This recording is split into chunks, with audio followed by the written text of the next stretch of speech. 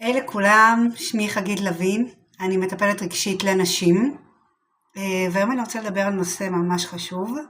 נושא של הצפה רגשית שמובילה להתפרצויות רגשיות. במהלך החיים שאנחנו צוברות הרבה מאוד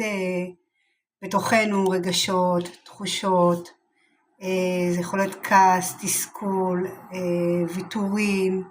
מקומות שאנחנו שותקות בהם, ולמעשה כל הרגשות האלה נאגרים בתוכנו, וזה כמו מיכל שלאט לאט לאט הולך ומתמלא, וברגע שהוא מגיע לסף שלו, כמו סיר שמגיע לסף הרתיחה שלו, בעצם לא יכול להחזיק יותר, לא יכול להכיל יותר,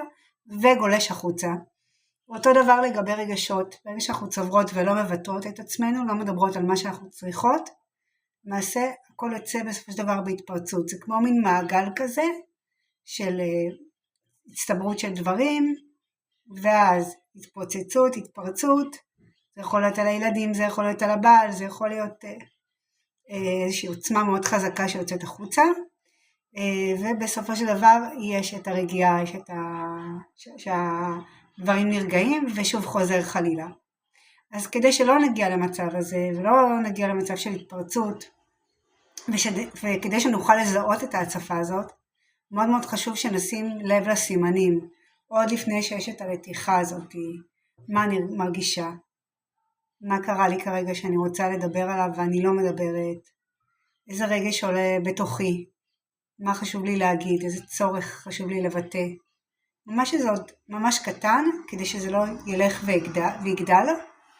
וממש לעשות ויסות רגשי למה שקורה בתוכנו, ממש להפוך להיות מיכל חזק שתומך ושאת יודעת להגיד את מה שמפריע לך ואת יודעת להחזיק את הרגש שעולה בתוכך.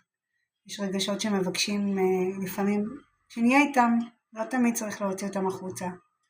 ממש להרגיש אותם, להיות בתוך זה ולאפשר לזה שחרור. וזה מה שאני עושה בקליניקה שלי, אני ממש עובדת עם נשים על המקום הזה, על ליצור מיכל רגשי, עצמאות רגשית פנימית, על היכולת ליצור חוסן פנימי, שאת יכולה להתמודד מול העולם,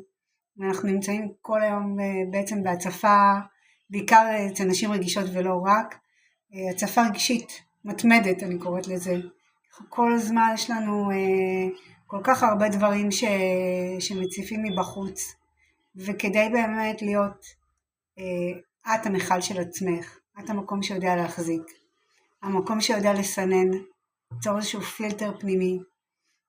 כן חשוב לעבוד על החיבור הפנימי ועל החוסן הרגשי, ואני מזמינה אותך גם לשתף פה בתגובות, יכולה לפנות אליי במידת הצורך,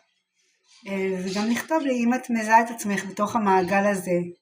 של ההגירה, של באמת להחזיק רגשות בפנים עד למצב של התפרצות החוצה. זהו, אני הייתי חגית,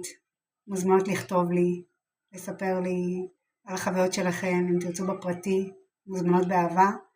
ושיהיה לכם יום נפלא.